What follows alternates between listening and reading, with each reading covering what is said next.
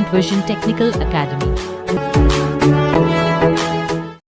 झांसी की जितनी भी ब्रांचेस थी मेन सिविल में थी। हमारे घर से लड़कियां बाहर नहीं गई थी ना, और फर्स्ट सिविल थी आई थिंक, फिर इलेक्ट्रिकल। और लेकिन जो मतलब क्लास के बच्चे थे वो इलाहाबाद आए प्रिपरेशन करने, तो लगा कि शायद इलाहाबाद में ज़्यादा अच्छी प्रिपरेशन होती। स्कॉलर मतलब जो टॉप 3 गर्ल्स होती उनको स्कॉलर मिलती थी, तो फर्स्ट ईयर सेकेंड ईयर में 10,000 रुपये मिले थे। जाएंगे पढ़ेंगे तो वहीं, क्योंकि प्रिपरेशन आगे करेंगे, ऐसा थोड़ी ना है कि एग्ज़ाम नहीं हुआ। तो जब भी आप एग्ज़ाम देने जाते हो तो फिर आपको लगता है कि हाँ हमारी कोचिंग से एग्ज़ाम फंस रहे हैं, और अगर आप बहुत अच्छे से प्रिपरेशन करके जाते हो तो आपका 100% होता है। उसके बाद एक होम ट्यूशन में पढ़ाया। अगर जॉब नहीं लगी तो वापस घर जाने में ऐसा आए हैं तो जॉब के साथ ही घर जाएंगे। तो यही था कि बस फ़ोन कम यूज़ करिए, क्योंकि ज़्यादा फ़ोन ही टाइम कंज्यूम करता है।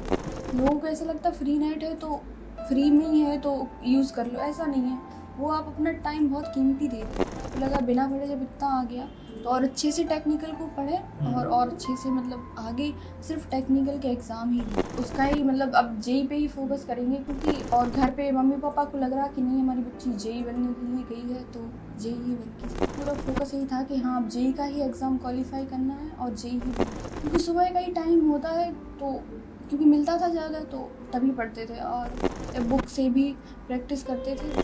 क्विज़ दी, ज़्यादा फ़ोन नहीं चलाते थे, क्योंकि आध घंटे चलाते थे ताकि माइंड थोड़ा रिलैक्स हो जाए, क्योंकि दिन भर भाग दौड़ रही थी। तो कोचिंग की परख है ना, वहाँ से क्विज़ करवाते। आई थिंक मेन चीज़ होता है ना कि टाइम, उस टाइम को हम कहीं और पढ़ने की जगह अपने रिवीजन में दें तो वही चीज़ें और अच्छे से क्लियर हो जाएंगी। हेलो एवरीवन, आज हमारे साथ हैं रितु यादव, जिनका सिलेक्शन डीडीए जेई में हुआ है। सबसे पहले पूरे एक्सीलेंट परिवार की तरफ से रितु को बहुत बहुत शुभकामनाएं और बधाई।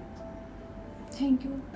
रितु, आपने डीडीए एग्ज़ाम निकाला। सबसे पहले आप बताइए कि डीडीए के एग्ज़ाम जो हुआ था ये कब हुआ था, और उसमें जो सिविल के लिए जो भी एग्ज़ाम होते हैं उनका पैटर्न क्या है, इसके बारे में बताइए।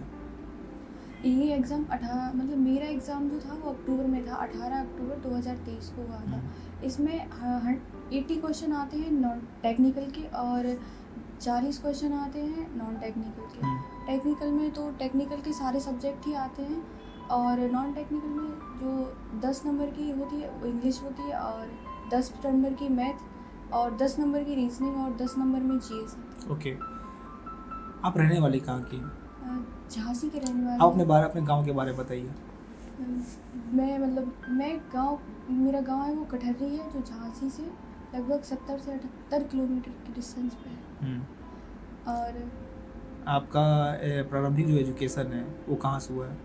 वो प्राइमरी एजुकेशन गांव से ही थी। गांव में क्लास 5th तक गांव में प्राइमरी स्कूल में ही पढ़ाई की। इसके बाद फिर मम्मी पापा एरश आए, जो 6 किलोमीटर दूर था गांव से। वहाँ से ही फिर मैंने 12th किया था वहाँ। अच्छा, आपके स्कूलिंग करने के बाद आपके मन में ये कब आया पहली बार कि हमको डिप्लोमा करना है? जो मैं कोचिंग पढ़ती थी जहाँ पे मैथ की, आलोक सर नाम था उनका, और कानपुर के रहने वाले थे। वो हमारे यहाँ कोचिंग पढ़ाते थे। उन्होंने ही बताया था कि जो डिप्लोमा का फॉर्म आया है उसको फिल कर दो और आगे इस पॉलीटेक्निक करना। तो आप सिविल को ही क्यों चूज़ किया? सिविल को ही चूज़ नहीं किया था। सारे मतलब जो ये था कि झांसी में ही पढ़ाई करनी है, तो झांसी की जितनी भी ब्रांचेस थी मेन मतलब आपने सिविल को नहीं चूज़ किया, सिविल ने आपको चूज़ किया? हाँ, सिविल ने मुझे चूज़। अच्छा, तो मतलब आपके मन में ये था कि मुझे झांसी में ही रहना है, और आपने सारे ब्रांच वहाँ के फिल कर दिए? हाँ, झांसी और उरई था। ऐसा क्यों था कि आपको था कि मुझे झांसी में रहना, बाहर नहीं जाना है? ऐसा कुछ कोई लिमिटेशन था इसके पीछे? नहीं, मतलब हमारे घर से लड़कियां बाहर नहीं गई थी ना, हम ही। समझ रहे हैं। तो ये गांव परिवेश से आ रहे हैं कि लड़कियों को बहुत दूर नहीं भेजते हैं, ताकि हमारे होम डिस्ट्रिक्ट में ही रहें। तो आपका सिविल का चॉइस नंबर कितना था? फर्स्ट क्या था आपका? फर्स्ट सिविल थी आई थिंक, फिर इलेक्ट्रिकल और फिर मैकेनिकल। तो नियति अगर है तो सब कुछ अच्छा हो सकता है। बढ़िया। अपने परिवार के बारे में बताइए। परिवार में मम्मी पापा दादी और पिताजी क्या करते हैं? पिताजी खेती करते हैं पूरा। और माता जी करी नहीं है? हाँ, मम्मी। भाई बहन के बारे में? मैं सबसे बड़ी हूँ, फिर सानू दीप्ति ट्विंस हैं, फिर भाई है। अच्छा, बहन क्या कर रही है अभी? दोनों बहनें सीजीएल की प्रिपरेशन कर रही हैं। अच्छा, सीजीएल की प्रिपरेशन कर रही है, वेरी गुड। और भाई अभी तो नहीं, कुछ स्कूल में ही अभी? नहीं, 12th हो गई। 12th हो गया। BSc first year. Okay okay okay. तो आप एक बहुत ग्रामीण पृष्ठभूमि से आते हो और पिताजी एक किसानी करते हैं, बहुत आर्थिक स्थिति का सामना करना पड़ा होगा। तो आप जब आप डिप्लोमा में झांसी पॉलिटेक्निक कर रहे थे, तो फिर आपके मन में ये कब आया कि मुझे आगे जेई बनने के लिए तैयारी करना है? जो क्लासमेट थे जो मतलब पढ़ने में अच्छे थे, वो सारे बच्चे मतलब इलाहाबाद आए। नहीं, आप ये प्लानिंग कब किया था मुझे कोचिंग करना है? तो शुरू में ही कर लिया था कि नहीं, डिप्लोमा? शुरू में नहीं था। शुरू में ये था कि कोई भी जॉब मिल जाए। कोई भी जॉब मिल जाए। हाँ, कोई भी जॉब मिल जाए। लेकिन जो मतलब क्लास के बच्चे थे वो इलाहाबाद आए प्रिपरेशन करने, तो लगा कि शायद इलाहाबाद में ज़्यादा अच्छी प्रिपरेशन होती। तो फिर हम इलाहाबाद आए। आपने बोला था कि सर हमारे यहाँ लड़कियों को बाहर नहीं भेजते थे। नहीं, बाहर नहीं भेजते। तो फिर झांसी की लड़की इलाहाबाद आई तो फिर घर वाले फिर कैसे? हाँ, मना तो कर रहे थे पापा, लेकिन मना कर रहे थे? हाँ, जो हमारे पास सेविंग्स थी ना, तो हमने कहा कि तो आप अपने पैसे से आए थे? पैसे कहाँ से लाए थे, बताओ इसके बारे में।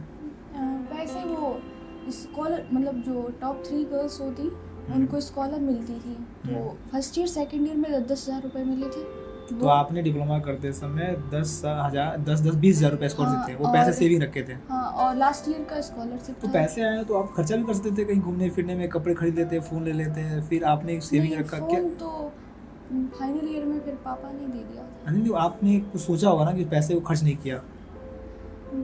कुछ इतना शौक ही नहीं है। अच्छा, शौक ही नहीं है। तो आप यहाँ इलाहाबाद आए तो उसी स्कॉलरशिप से एडमिशन कराया आपने? हाँ। अरे वेरी गुड। तो यार इतनी आर्थिक स्थिति समस्या, फिर आप यहाँ कैसे मैनेज करते थे? चलो एडमिशन आपने कर लिया, उसके बाद कैसे मैनेज करते थे, उसके बारे में बताइए। आपका संघर्ष बहुत प्रेरणादायक है, उसके बारे में बताइए कि हाउ टू मैनेज। कि सबसे इम्पोर्टेंट क्या, पढ़ाई के साथ साथ अगर इंसान को एक महीने की खर्च होती है और वो हमारे पास नहीं होता, जैसे क्या होता है आप घर से पैसे नहीं ले देते हैं, ठीक है ना, आपका था कि घर का कुछ मोरल सपोर्ट चाहिए कि घर से आपको भेज दो, ठीक है ना, हमें प्रेशर नहीं देना है, और वो आपके अंदर में डेडिकेशन था और आपने जो पैसे सेविंग किया उसे एडमिशन कराया और कुछ पैसे बचे थे आपके पास। तो फिर आपका जो हमको लगता है कि वो पूरा वो साल भर 2 साल के लिए वो पैसे पर्याप्त थे नहीं, तो फिर वो एक चैलेंज तो होगा ना लाइफ में। तो उस चैलेंज को कैसे आपने टैकल किया, क्या क्या उसके लिए किया? मतलब ऐसा नहीं था कि पैसे आते नहीं थे, पर ये था कि हाँ मतलब उतने सफिशिएंट नहीं थे, क्योंकि रूम रेंट भी है, बुक्स भी खरीदनी होती हैं। तो फिर हम पहले जब लेखपाल का एग्ज़ाम देने से पहले कहीं हमने कुछ नहीं किया, और एग्ज़ाम देने के बाद जब हम घर गए तो क्योंकि रो बहुत रहे थे, एग्ज़ाम मतलब ठीक नहीं गया था। फिर ये हुआ कि मतलब वो एग्ज़ाम में काफ़ी फ्रॉड हो गया था। कौन सी एग्जाम? लेखपाल की। अच्छा, लेखपाल। अच्छा, आप बता दें कि ऋतु जेई बनने के पहले लेखपाल में सेलेक्टेड थी और जॉब भी कर रही हैं अभी आप? हाँ। कहाँ जॉब कर रही थी? जॉब अभी ट्रेनिंग चल रही है तो झांसी में। ट्रेनिंग झांसी में चल रही है, लेखपाल सेक्टर हो गई, तो पेपर उसमें अच्छा नहीं हुआ तो आप निराश थे? पेपर अच्छा हुआ था लेकिन फ्रॉड हुआ था उसमें, सुन रहे थे कि कहीं वो पकड़ा अच्छा, गया तो हाँ, है। आपके मन में एक वो था, हाँ, निराशा तो था। हाँ, ये था कि इतना पढ़ाई की, कोचिंग छोड़ दिए थे हम 3 महीने के लिए। अच्छा, आप पूरा 3-4 फोकस नॉन टेक पे हो गए थे? हाँ, तो 3-4 महीने के लिए हमने कोचिंग छोड़ दी थी, तो ये लगा कि कोचिंग भी छोड़ दी और इसमें भी नहीं होगा, तो बहुत टाइम वेस्ट हो गया। तो फिर हम घर पे थे तो बहुत परेशान थे, तो फिर पापा बोले कि नहीं तो अब मत जाओ, यहीं पढ़ो घर पे, मत जाओ। तो हमने कहा नहीं, जाएंगे पढ़ेंगे तो वहीं, क्योंकि प्रिपरेशन आगे करेंगे, ऐसा थोड़ी ना है कि एग्ज़ाम नहीं हुआ तो सब चीज़ें मतलब छूट नहीं जाती है एग्ज़ाम से, आगे पढ़ेंगे और एग्ज़ाम देंगे। तो उसके बाद फिर आए तो मतलब कुछ टाइम बाद फिर ठीक है, आपने देखकर फिर दोबारा वापस आ गए? हाँ, आपने? दोबारा वापस आए। ठीक तो है, फिर ज्वाइन किया आपने क्योंकि दोबारा? हाँ, दोबारा ज्वाइन किया, कोचिंग भी ज्वाइन किया, फिर प्रैक्टिस बैच भी चल रहा था उस टाइम। तो फिर नवंबर में लास्ट टाइम फिर प्रैक्टिस बैच में आए थे। प्रैक्टिस ज्वाइन किए थे? 2-3 महीने ऑनलाइन, फिर हमने सब्जेक्ट कंप्लीट किए। एक्सीलेंस का ही ऑनलाइन बैच लिया तो था। आपने एक्सेल जो आपका बचा हुआ था उसने ऑनलाइन ले लिया, बाकी तो आपने ऑफलाइन में कर लिया जो बचा हुआ। ठीक है, आपने पूरा टेक्निकल अच्छे से कंप्लीट कर लिया, नॉन टेक पूरा अच्छे से कंप्लीट कर लिया। जो सॉइल है और कुछ सब्जेक्ट थे जो नहीं हुए थे, उनको फिर बैच में ऑफलाइन जाके कंप्लीट किया था। Okay okay okay. तो यहाँ जो आपने पढ़ाई किया उस कितना हेल्पफुल रहा आपके लिए? नहीं, मुझे तो ऐसा लगता है कि मतलब बहुत ज़्यादा ही हेल्पफुल रहा, क्योंकि जब भी आप एग्ज़ाम देने जाते हो तो फिर आपको लगता है कि हाँ, हमारी कोचिंग से एग्ज़ाम फंस रहे हैं, मतलब क्वेश्चंस हैं जो फंस रहे हैं, और अगर आप बहुत अच्छे से प्रिपरेशन करके जाते तो आपका 100% हो जाता। ओके। तो आप दोबारा आए तो आपने बताया कि जैसे कि आपके घर में स्थिति उतनी अच्छी नहीं इकोनॉमी के लिए, फिर कैसे मैनेज किया आपने इकोनॉमी को? फिर वापस आने के बाद फिर मतलब जॉब के लिए पूछा, 1-2 जगह फ़ोन लगाया कि लाइब्रेरी में जो जॉब होती ना रिसेप्शनिस्ट की, उसके लिए पूछा था। तो नहीं मिली, लेकिन वो भैया थे, उनसे पूछा तो उन्होंने अपने यहाँ जॉब दी थी कि Okay. फॉर्म वार्म भरने की। उसके बाद एक होम ट्यूशन भी पढ़ाया था 6-7 तो ये क्लास के साथ साथ करते थे? हाँ। क्लास के साथ साथ आप फॉर्म फिलअप करने का काम करते थे और छोटे छोटे बच्चों को पढ़ाते थे। तो आप क्लास भी करते थे, फिर ये काम करते थे, फिर सेल्फ स्टडी करते थे, कैसे मैनेज करते थे? किसके पीछे क्या मोटिवेशन था? कुछ तो चीज़ें था जो आपको प्रेरणा देती थी बहुत ज़्यादा? यही था कि मतलब अगर जॉब नहीं लगी तो वापस घर जाने में ऐसा अच्छा नहीं लगेगा ना। अच्छा है, लेके जाना है तुम, हाँ? यही था कि अब जब आए हैं तो जॉब के साथ ही घर जाएंगे। अच्छा। तो जो बच्चे हमारी तैयारी कर रहे हैं और आजकल एक्सेलेंट में आ चुके हैं, आपने बोला कि एक्सेलेंट में जो पढ़ाया जा रहा है उसको पढ़ो, हाँ, उसके बाद ही बच्चों का टाइम मैनेजमेंट को कंप्लेनिंग रहता है, उनको क्या बोलना चाहोगे आप? मेन चीज़ ये है ना कि आप फ़ोन कम चलाइए। मेरा बस यही था कि खाना खाने के बाद शाम को 8 घंटे फ़ोन चलाते थे, आधे घंटे, हाँ। वो भी वॉक करते हुए, हाँ बैठ के नहीं चलाते। हाँ तो यही था कि बस फ़ोन कम यूज़ करिए, क्योंकि ज़्यादा फ़ोन ही टाइम कंज्यूम करता। हाँ क्योंकि हमारे यहाँ ज़्यादातर अब हर जगह वाईफाई फ्री है, तो लोगों को ऐसा लगता है फ्री नेट है तो फ्री में ही है तो यूज़ कर लो। ऐसा नहीं है, वो आप अपना टाइम बहुत कीमती दे रहे हैं। मतलब टाइम आपका बहुत कीमती है, उसका बहुत- ध्यान रखिए। हाँ। हम सोचते हैं कि फ्री रहता है कि हम अपना हम हाँ। तक कितना कीमती समय अपना हम बेकार कर रहे हैं उस फ्री के हाँ। चक्कर में, ये बात है ना। तो हम एक्चुअली हम उस पर ध्यान नहीं देते हैं कि समय कितना महत्वपूर्ण है। आपने उस समय की कीमत को समझा। अच्छा ये बताइए आप कि आपने बोला कि दोबारा आप तैयारी करके आए, SSC JEE का एग्ज़ाम भी आपने दिया था? हाँ, SSC JEE का एग्ज़ाम दिया था, हाँ। तो उसमें आपका मार्क्स क्या था हम प्री में? उसमें प्री में 2022 में जो SSC का एग्ज़ाम हुआ था उसमें मेरे 97 मार्क्स थे।